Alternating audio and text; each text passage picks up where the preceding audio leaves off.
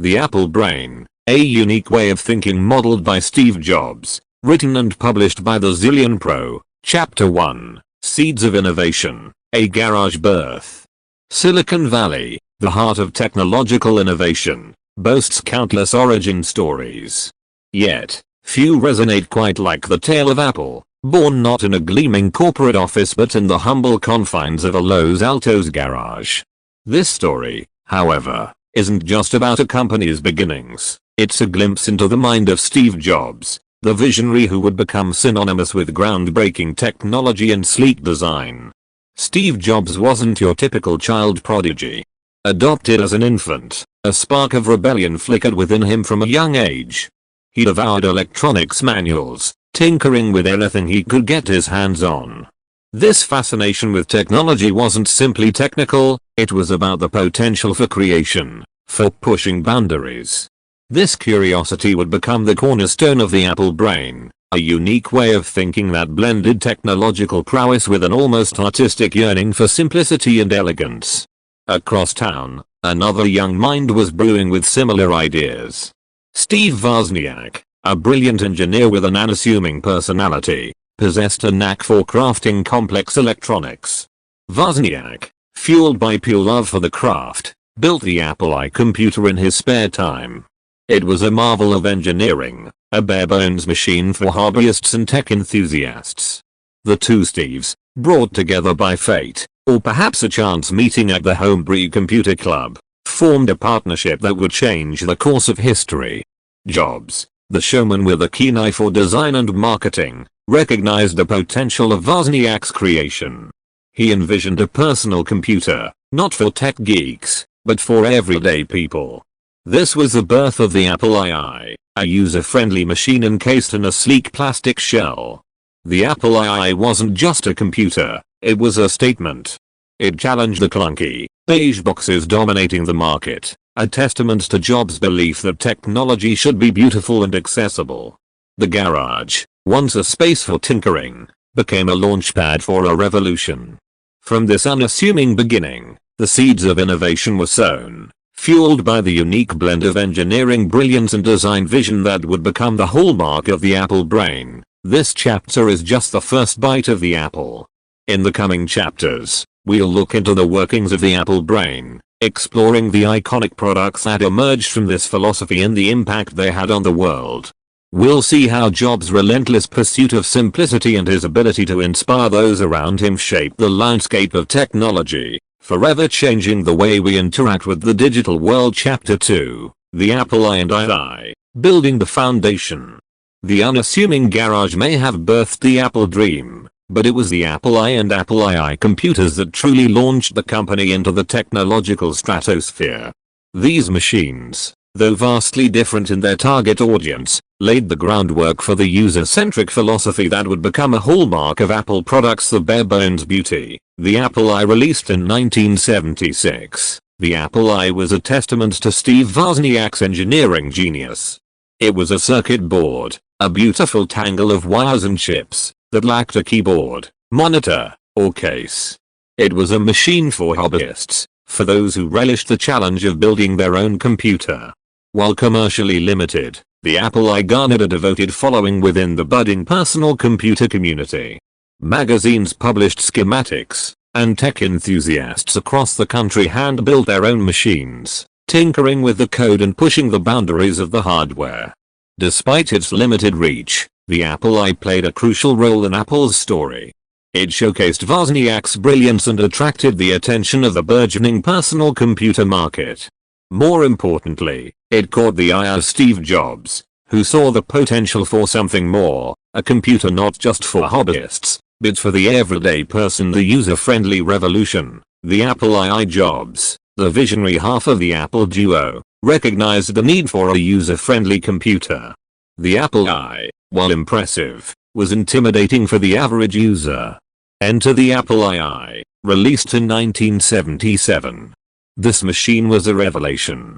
Housed in a sleek plastic case, it boasted a built-in keyboard, a color display, a rarity at the time, and a cassette tape drive for storing data. Most importantly, it came preloaded with software, making it a complete solution for users with no prior computer experience. The ease of use of the Apple II was revolutionary. Programs were loaded by typing simple commands, and a user interface with menus and icons made navigating the system intuitive. This focus on user-friendliness was a direct reflection of Jobs' vision. He believed in the democratization of technology, in making computers accessible to everyone, not just tech-savvy engineers. The impact of the Apple II was undeniable. Schools adopted it as a valuable educational tool, and businesses saw its potential for streamlining operations. Software developers created a thriving ecosystem of programs for the Apple II, expanding its functionality and fueling its popularity. This early success laid the foundation for Apple's future. It proved that user-friendly design wasn't just a fad, but a core principle that resonated with consumers. However, the road to success wasn't without its challenges. Competitors like IBM emerged with more powerful machines, threatening Apple's dominance. Yet, the Apple II's legacy is undeniable. It ignited a passion for personal computers in a generation, paving the way for the user-centric revolution that would define the future of technology. The story of the Apple I and II is more than just a tale of two computers. It's about the blossoming of the Apple brain. It's a testament to the power of combining technical expertise with a deep understanding of user needs. These early machines laid the groundwork for Apple's future, setting the stage for the iconic products that would redefine the way we interact with the digital world. Chapter 3, The Macintosh Revolution, Introducing the Graphical User Interface. The Apple I and II established Apple as a force in the personal computer market. However, Steve Jobs, ever the restless innovator, craved more. He envisioned a computer that wasn't just powerful, but intuitive. A machine that transcended the cryptic commands and flashing cursors of the time. This vision would culminate in the Macintosh, a revolutionary computer that introduced the world to the graphical user interface, GUI, and forever changed the way we interact with technology. A Xerox PARC inspiration. Jobs had a knack for recognizing and refining existing ideas. In 1979, he visited Xerox PARC, a legendary research facility, and was captivated by a revolutionary concept, the graphical user interface. Unlike the text-based interfaces of the day, the GUI utilized windows, icons, and a mouse to navigate the computer. It was intuitive, visual, and, most importantly, user-friendly. Jobs saw the immense potential of the GUI, a technology Xerox, ironically, failed to capitalize on. The Macintosh takes shape. Fueled by his Xerox PARC experience, Jobs assembled a dedicated team to develop the Macintosh. This wasn't just about creating a computer, it was about crafting a user experience. The Macintosh boasted a graphical interface with windows that could be opened, closed, and resized. Icons, easily recognizable symbols, replaced cryptic commands. And the mouse, a revolutionary pointing device, allowed users to interact with the computer in a natural, intuitive way. Beyond functionality, design matters. The Macintosh wasn't just about groundbreaking technology, it was a design marvel. Jobs, a meticulous perfectionist, obsessed over every detail. The sleek, compact casing housed a beautiful screen, a stark contrast to the clunky beige boxes dominating the market. The Macintosh wasn't just a computer, it was a statement piece, designed to sit proudly on a desk, not hidden away in a dusty corner. The crazy ones and the 1984 revolution. However, the path to success wasn't smooth. The Macintosh, with its advanced features and user-friendly interface, came at a premium price. Skeptics questioned the need for a mouse and the toy-like design. Yet, Jobs remained undeterred. He famously targeted the crazy ones, the dreamers and revolutionaries who craved a different way of interacting with technology. The Macintosh launch in 1984 was a spectacle. The now iconic Ridley Scott-directed commercial, an homage to George Orwell's 1984, showcased the Macintosh as a tool for breaking free from the conformity of the IBM PC world. Despite the initial fanfare, sales remained sluggish. The high price point and lack of compatible software proved to be hurdles, a legacy of change. While the initial sales figures may not have been stellar, the Macintosh's impact transcended immediate success. It introduced the world to the graphical user interface, a technology that would become ubiquitous in personal computers. Microsoft, Apple's main competitor, would eventually adapt the GUI concept, forever changing the landscape of computing.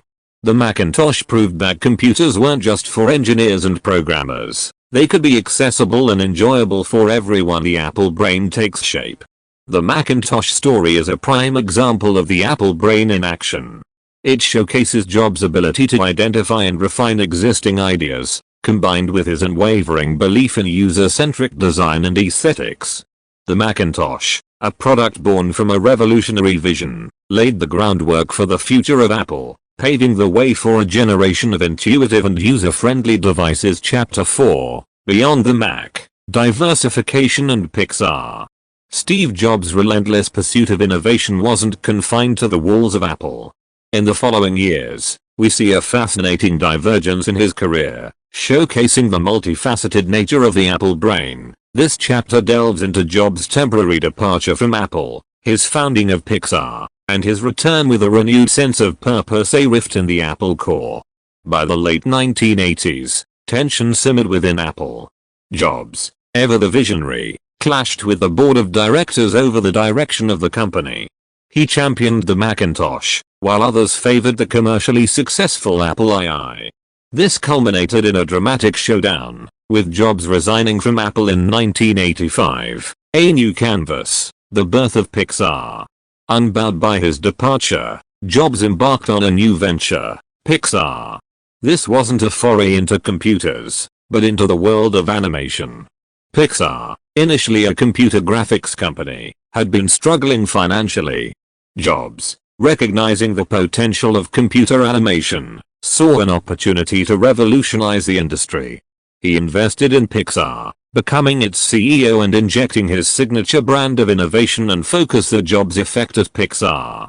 Jobs' leadership style at Pixar was a stark contrast to his tumultuous relationship with the Apple board. He fostered a creative environment, attracting top talent in animation and computer graphics. However, his perfectionism and demanding nature could be challenging. Yet, his unwavering belief in the power of storytelling and his insistence on pushing boundaries propelled Pixar forward. Toy Story, a triumph of animation. Pixar's gamble on computer animation paid off with the release of Toy Story in 1995. This groundbreaking film, the first fully computer-animated feature film, was a critical and commercial success. The story resonated with audiences of all ages, showcasing the power of Pixar's storytelling and technical prowess. Lessons learned, a new perspective. Jobs' time at Pixar proved to be a transformative experience.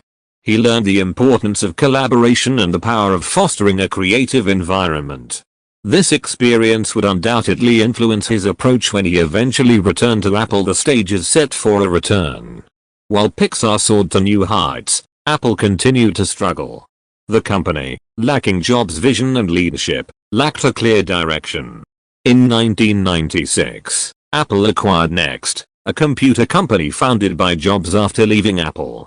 This acquisition paved the way for Jobs' dramatic return to his former company. Chapter 4, A Bridge Between Eras. This chapter serves as a bridge between eras, showcasing Jobs' ability to adapt and thrive outside the confines of Apple. His leadership at Pixar demonstrates his keen eye for talent and his unwavering belief in the power of storytelling. Most importantly, this period served as a learning experience, preparing him to return to Apple with a renewed sense of purpose and a broader perspective on innovation. The stage is thus set for the next chapter, where we'll witness the return of the prodigal son and the birth of iconic Apple products that would redefine the landscape of technology. Chapter 5, The Prodigal Son Returns. Reinventing Apple. Steve Jobs' return to Apple in 1996 wasn't just a homecoming, it was a catalyst for a renaissance. The company, adrift after his departure, desperately needed the spark of innovation and leadership that only Jobs could provide. This chapter explores Jobs' return, his ruthless streamlining of Apple, and the birth of the iMac, a product that marked the company's return to its user-centric roots. A house divided. Apple in the mid-90s was a company in disarray. A plethora of uninspired products cluttered the market, diluting the brand and confusing consumers. Morale was low, and the future seemed uncertain. Jobs' return was met with a mix of excitement and trepidation. Some saw him as the savior who could revive the company, while others feared his volatile leadership style, ruthless efficiency, streamlining for success. Jobs wasted no time in making his mark. He embarked on a ruthless cost-cutting campaign, slashing product lines and focusing on core strengths. This streamlining was a necessary evil. It allowed Apple to channel its resources into creating innovative products, not maintaining a stagnant portfolio. Thinking different, a new design philosophy. Jobs understood that Apple's success wasn't just about technology, it was about design. He championed a think different philosophy, a call to break away from the beige boxes dominating the market. This philosophy emphasized simplicity, elegance, and a user experience that was intuitive and delightful. The iMac, a burst of color. The first major product launch under Jobs' reign was the iMac in 1998. This all-in-one computer was a revelation. Housed in a translucent, candy-colored case, the iMac stood in stark contrast to the dull machines of its competitors.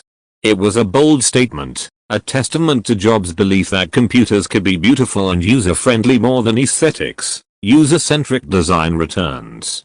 The iMac wasn't just about aesthetics, it was a return to user-centric design. It came preloaded with essential software, making it easy for anyone to use. The internet, a burgeoning phenomenon, was a key focus, with the iMac boasting internet connectivity as a standard feature. This accessibility, coupled with the eye-catching design, made the iMac a runaway success. A new chapter begins. The iMac's success marked a turning point for Apple. It proved that Jobs' vision for simple, user-friendly, and beautifully designed computers resonated with consumers. More importantly, it instilled a renewed sense of confidence within Apple. This chapter serves as the dawn of a new era for the company, laying the groundwork for the iconic products that would redefine the way we interact with technology in the 21st century. The Apple brain reinvigorated. Jobs' return to Apple showcases the Apple brain in full force. It highlights his unwavering belief in user-centric design, his ability to streamline operations, and his keen eye for aesthetics. The iMac's success proved that a focus on simplicity, elegance, and user experience could translate into commercial success. The stage is thus set for the next chapter, where we will delve into the birth of the iPod and the subsequent revolution in the music industry. Chapter 6. I Think Different, The Power of Design and Marketing. The iMac's vibrant success was a shot across the bow of the personal computer industry, a resounding declaration of Apple's return to form. Under Steve Jobs' leadership, the company wasn't just creating computers, it was crafting experiences. This chapter delves into the core tenets of the Apple brain philosophy, design and marketing, and explores how Jobs wielded them to transform Apple into a cultural phenomenon beyond the beige box. Design as a differentiator. Jobs was obsessed with design. He believed that technology should be beautiful, not utilitarian. This philosophy extended beyond aesthetics. It encompassed user experience. Apple products were not just functional, they were intuitive and delightful to use. Every detail, from the sleek curves of the iMac to the tactile feel of the keyboard, was meticulously considered. Jobs understood that design wasn't just about form, it was about function. A beautiful product that was difficult to use would ultimately fail. The power of Think Different. Jobs' Think Different campaign wasn't just a slogan, it was a manifesto. It resonated with a generation yearning for a break from the conformity of the beige box personal computer market. Apple positioned itself as the brand for the creative, the rebellious, the crazy ones who dared to think differently. This emotional connection with consumers went beyond mere technical specifications, fostering a sense of belonging and brand loyalty. Marketing genius, simplicity and storytelling. Jobs was a master marketer. He understood the power of simplicity and storytelling. Apple commercials weren't technical specs parades, they were emotional journeys. The now iconic silhouette ads for the iMac, set against a backdrop of vibrant colors, conveyed a sense of joy and possibility. This focus on storytelling resonated with consumers, forging an emotional connection with the brand. The power of synergy, design and marketing working together. The true brilliance of the Apple brain lies in the synergy between design and marketing. Apple products, with their user-friendly design and sleek aesthetics, were the foundation of the marketing message. The Think Different campaign, in turn, amplified the impact of the products, creating a cohesive brand experience. Design and marketing weren't separate entities, they were two sides of the same coin, working together to create a powerful brand identity. A new frontier, the dawn of the digital hub. With the success of the iMac, Apple set its sights on a new frontier, the digital hub. Jobs envisioned a computer that wasn't just for work or school, it was a way to manage music, photos, and access a burgeoning world of the internet. This vision would culminate in the iPod and the iTunes Store, products that would forever change the way we consume and interact with music. Chapter 6, A Turning Point. This chapter serves as a turning point in the Apple story. It highlights the importance of design and marketing within the Apple brain philosophy. Jobs' relentless pursuit of user-centric design and his ability to craft compelling brand narratives propelled Apple to new heights. The stage is now set for the next chapter, where we'll witness the birth of the iPod and the subsequent revolution in the music industry. Chapter 7, The iPhone Revolution, a mobile masterpiece. The iMac's vibrant success established Apple as a design powerhouse, but Steve Jobs, ever the restless innovator, craved more. He envisioned a device that transcended the confines of a desktop computer, a tool that seamlessly integrated into our daily lives. This chapter explores the birth of the iPhone, a revolutionary device that redefined the mobile phone and ushered in a new era of mobile computing beyond the brick, a phone reimagined. In the early 2000s, the mobile phone landscape was dominated by clunky devices with rudimentary features. Jobs saw an opportunity to revolutionize the industry. He envisioned a phone that wasn't just for calls, it was a pocket-sized computer with internet access, music playback, and a plethora of other functionalities. The result of this vision was the iPhone, unveiled in 2007, a symphony of simplicity, touchscreen revolution. The iPhone was a radical departure from the button-laden phones of the time. It boasted a large, multi-touch screen, a novel concept that allowed for intuitive navigation. Gone were the days of complex menus and frustrating keypads. The iPhone's interface was designed for ease of use, with intuitive gestures that felt more natural than button presses. This focus on user experience was a hallmark of the Apple brain philosophy. Convergence redefined, a pocket-sized powerhouse. The iPhone wasn't just a phone, it was a convergence device. It combined the functionalities of a phone, a music player, a camera, and an internet browser into one sleek package. This convergence of technologies offered unparalleled convenience and portability.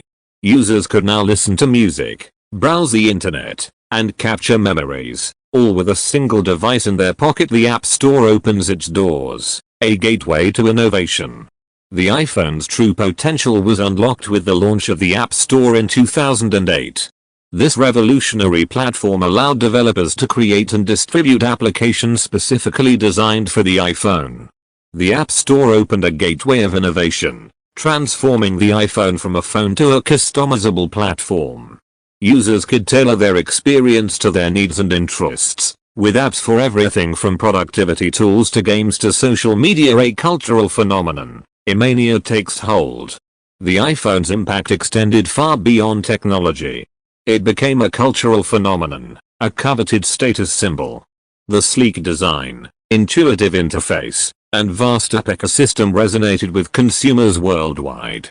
Long lines formed outside Apple stores on launch day, a testament to the mania that had gripped the world. The Apple brain on the move, design, marketing, and synergy. The iPhone's success embodies the core principles of the Apple brain philosophy. The user-friendly design, with its intuitive touchscreen interface, made the iPhone accessible to a wide range of users. Apple's masterful marketing campaign, emphasizing the iPhone's revolutionary features and sleek design, further fueled its popularity. The synergy between design and marketing created a powerful brand experience, solidifying Apple's position as a leader in mobile technology, a legacy of change. The mobile landscape reshaped. The iPhone's impact on the mobile phone industry is undeniable. It forced competitors to rethink their designs and functionalities. The touchscreen interface, once a novelty, became the standard. The App Store model, pioneered by Apple, revolutionized software distribution for mobile devices. The iPhone didn't just change the way we communicate, it transformed the way we interact with the world around us. Chapter 7, A New Frontier. This chapter marks a significant turning point in the Apple story. The iPhone's success established Apple as a leader in mobile technology and ushered in a new era of mobile computing. The stage is now set for the next chapter, where we will explore the expansion of the Apple ecosystem and Jobs' relentless pursuit of innovation. Chapter 8, The App Store and Beyond, Building an Ecosystem. The iPhone's success wasn't just about a revolutionary device, it was about creating a thriving ecosystem. Steve Jobs, ever the strategist, envisioned a world where Apple products seamlessly interconnected, offering a unified user experience across various devices. This chapter explores the rise of the App Store, the birth of the iPad, and how Jobs' vision for an Apple ecosystem transformed the way we interact with technology. The App Store revolution, a platform for innovation.